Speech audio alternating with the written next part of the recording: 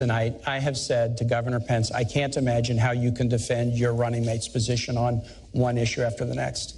And in all 6 cases, he's refused to defend his running mate's. No, don't put words in my mouth. All right. If he's going to do that, you got to give him time. And yet, he is asking everybody to vote for somebody that he cannot defend. And I just think that should be underlined. All right, gentlemen, let's talk about Elaine, Russia. I'm very, this is very a topic happy that to has come defend up. Donald Trump. I will give if you an wants to take opportunity these one to at a do time, that. I'll take them one at a time.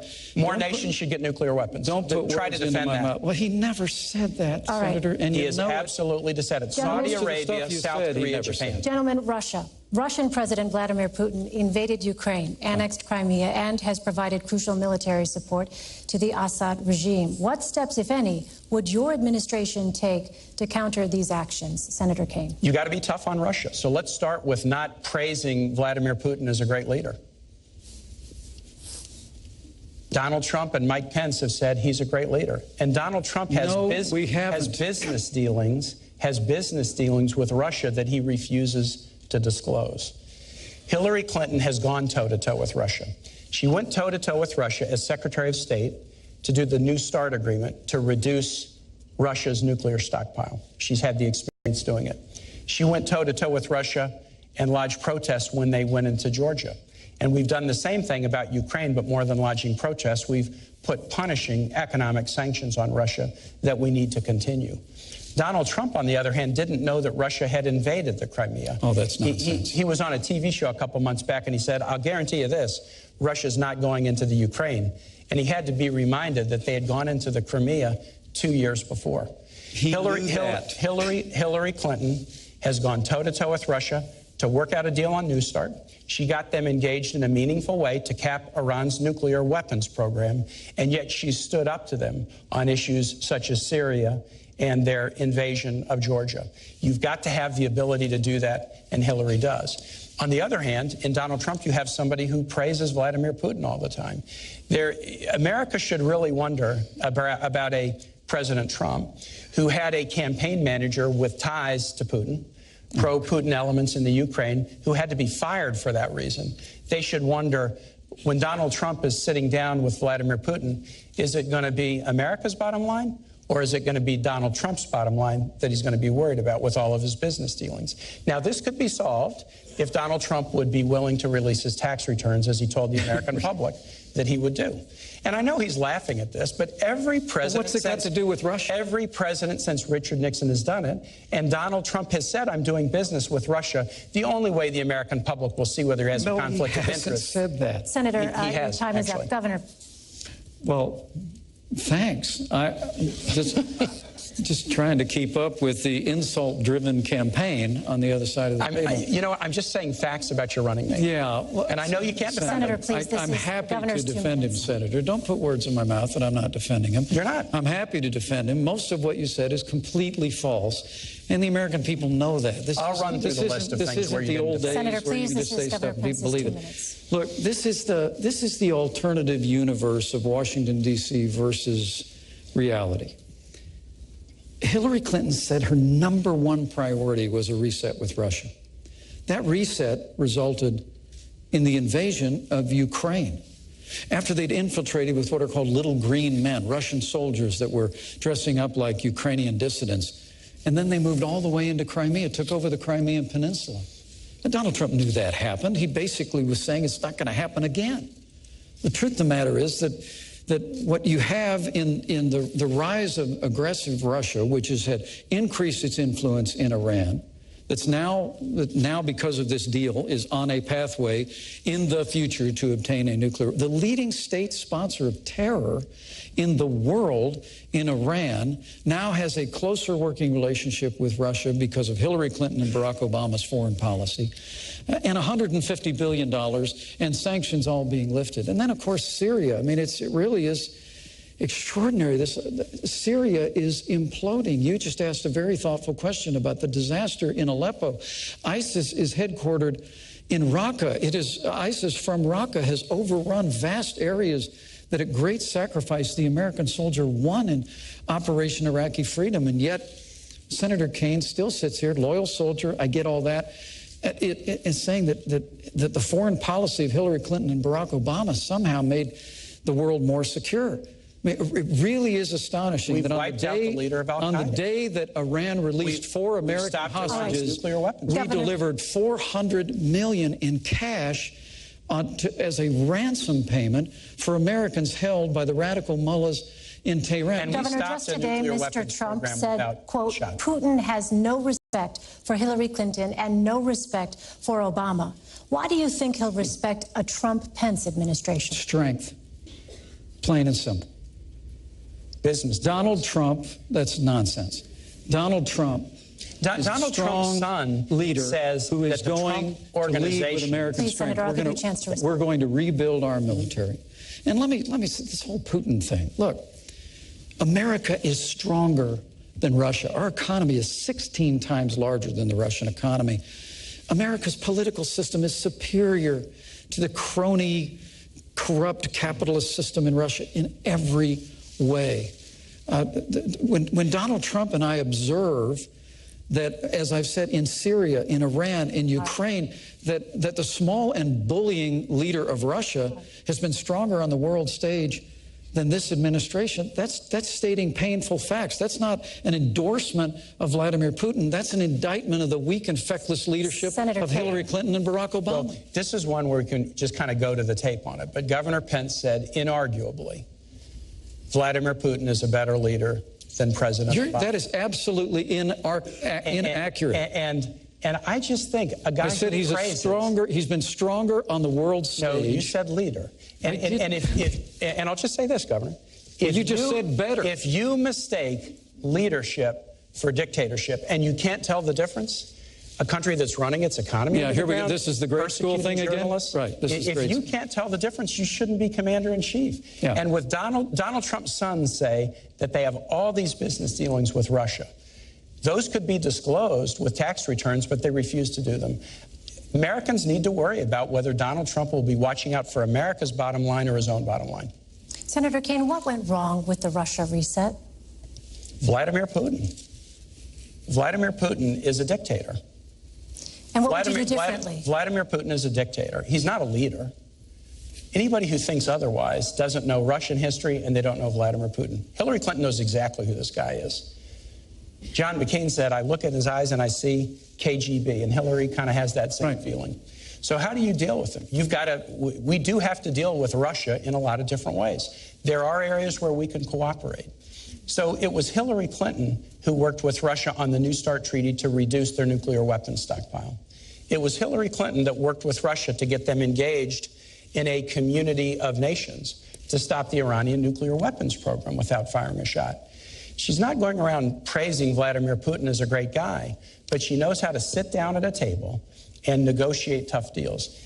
This is a very challenging part of the world, and we ought to have a commander-in-chief who has prepared and done it, rather than somebody who goes around praising Vladimir Putin as a great leader. All right, I'd like to ask now about North Korea, Iran, and the threat of nuclear weapons. North Korea recently conducted its 5th and most powerful nuclear test. Right. What specific steps would you take to prevent North Korea from developing a nuclear-armed missile capable of reaching the United States? Governor Pence. Well, first, we need to make a commitment to rebuild our military, including modernizing our nuclear forces. And we also need an effective American diplomacy that will marshal the resources of nations in the Asian Pacific Rim to put pressure on North Korea, on Kim Jong-un, to abandon his nuclear ambitions. It has to remain the policy of the United States of America, the denuclearization of the Korean Peninsula. Plain and simple. And when Donald Trump is president of the United States, we're not going to have the kind of posture in the world that has Russia invading Crimea and Ukraine, that has the Chinese building new islands in the South China Sea, that has literally the world, including North Korea, flouting American power. We're going to go back to the days of peace through strength. But I have to tell you that all this talk about tax returns, and I get it, you know, you want to keep bringing that up. It must have until played he well in meets some his focus promise. group. But here, Hillary Clinton and her husband set up a private foundation called the Clinton Foundation. While she was Secretary of State, the Clinton Foundation accepted tens of millions of dollars from foreign governments and foreign donors. Now y'all need to know out there, this is basic stuff. Foreign donors and certainly foreign governments cannot participate in the American political process. They cannot make financial contributions. But the Clintons figured out a way to create a foundation where foreign governments and foreign donors could donate millions of dollars. And then we found, thanks to the good work of the Associated Press, that more than half of her private meetings when she was Secretary of State were given to major donors of the Clinton Foundation. Will you talk about all these baseless rumors about Russia and the rest? Hillary Clinton, you asked the trustworthy question at the very beginning. The reason the American people don't trust Hillary Clinton is because they are looking at the pay-to-play politics that she operated with the Clinton Foundation through a private server while she's Secretary of State. And they're saying enough is enough. Senator Kaine. I'm going to talk about the foundation, then I'll talk about North Korea. So, on the foundation, I am glad to talk about the foundation. The Clinton Foundation is one of the highest-rated charities in the world. It provides AIDS drugs to about 11.5 million people. It helps Americans deal with opioid overdoses. It gets higher rankings for its charity than the American Red Cross does. The Clinton Foundation does an awful lot of good work. Hillary Clinton, as Secretary of State, took no action to benefit the foundation. The State Department did an investigation, and they concluded that everything Hillary Clinton did as Secretary of State was completely in the interests of the United States. So the foundation does good work, and Hillary Clinton, as Secretary of State, acted in the interest of the United States. But let's compare this now with the Trump Organization and the Trump Foundation.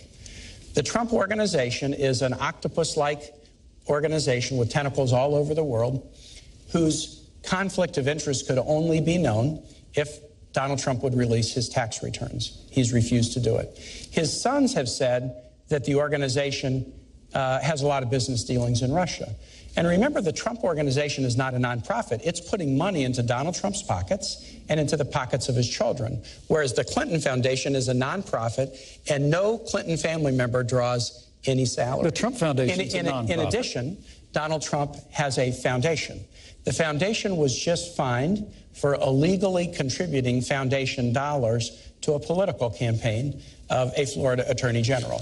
They made an illegal contribution, and then they tried to hide it by disguising it as somebody else. And the person they donated to was somebody whose office was charged with investigating Trump University. This is the difference between a foundation that does good work and a Secretary of State who acted in accord with American interests, and somebody who is conflicted in doing work around the world and won't share with the American public what he's doing and what those conflicts are. Governor, I will give you 30 seconds to respond because I know you want to, but again, I would remind you both this was about North Korea. Well, thank you. Thank you.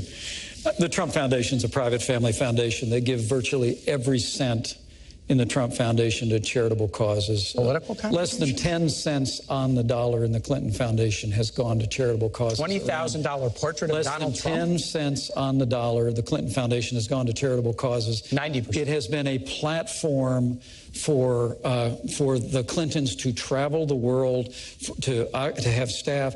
But honestly, Senator, we would know a lot more about it if Hillary Clinton would just turn over the 33,000 emails that she refused to turn over.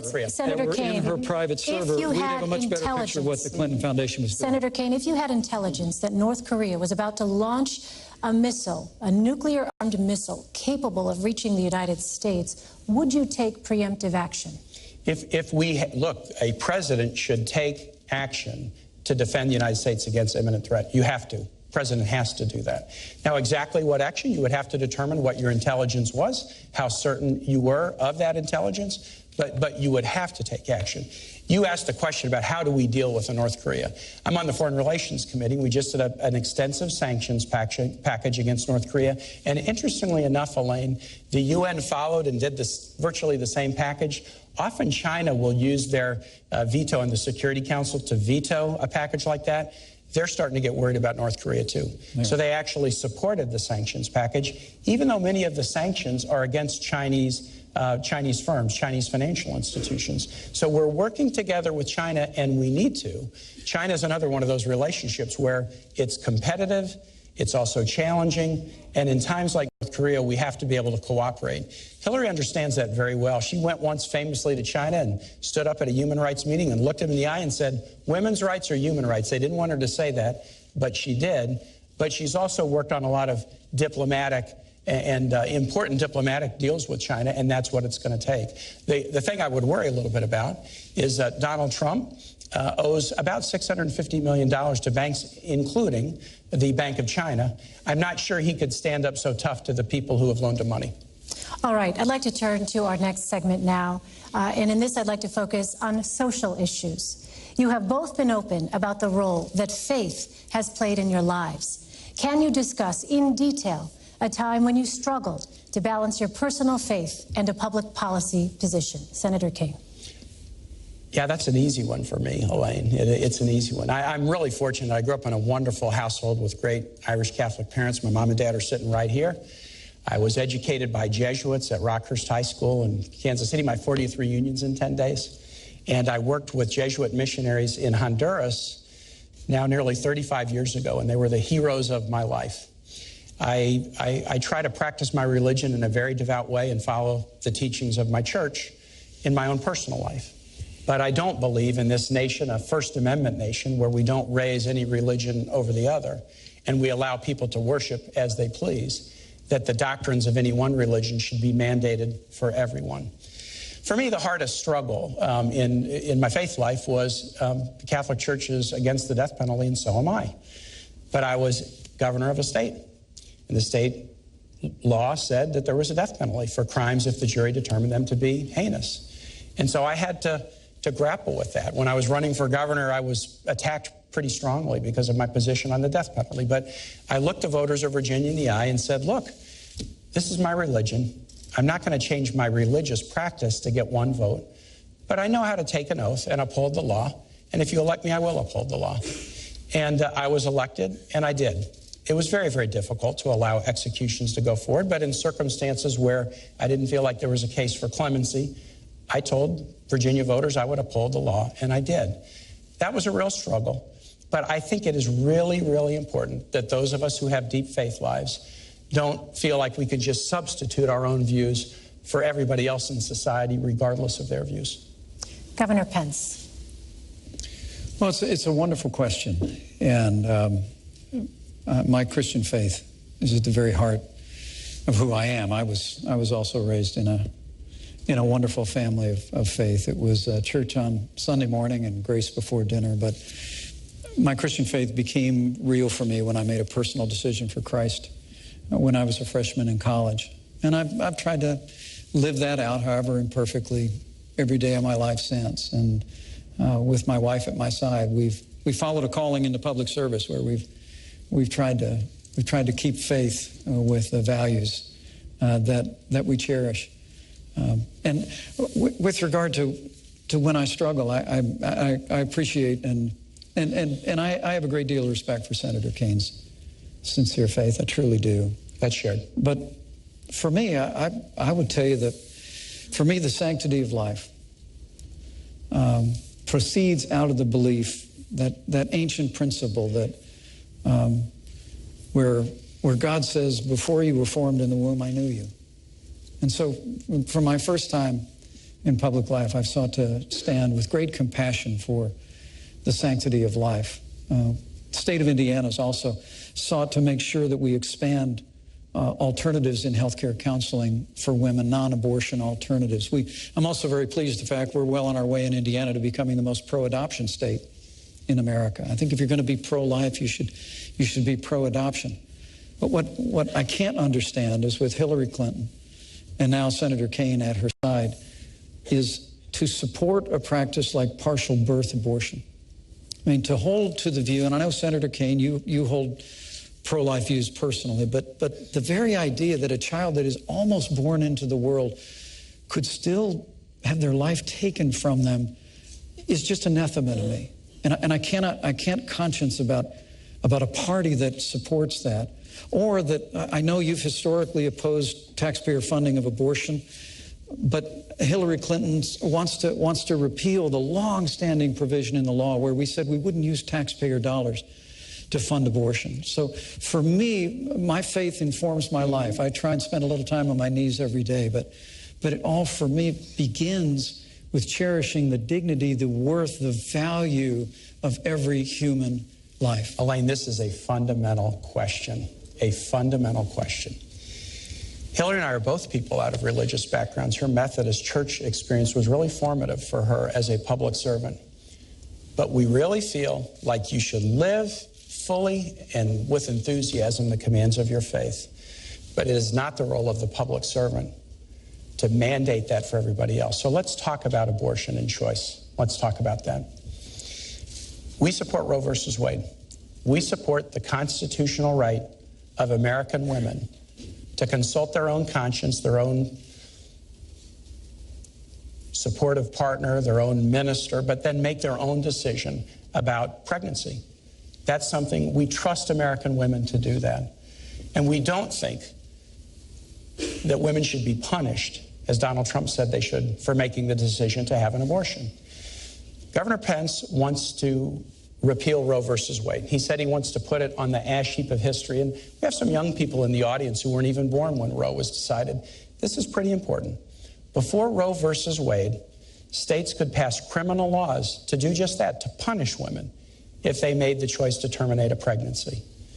I think you should live your moral values. But the last thing, the very last thing that government should do is have laws that would punish women who make reproductive choices. And that is the fundamental difference between a Clinton-Kaine ticket and a Trump-Pence ticket that wants to punish women who make that choice. It's really not. Donald Trump and I would never support legislation that punished women who made the heartbreaking choice to end a pregnancy. And why did Donald Trump say that? We just never would. Why did he say that? Well, look, he's not a polished politician like you and Hillary Clinton.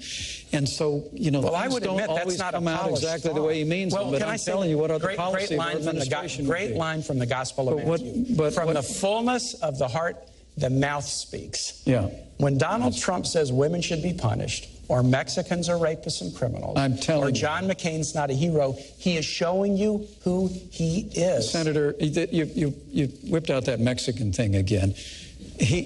Look.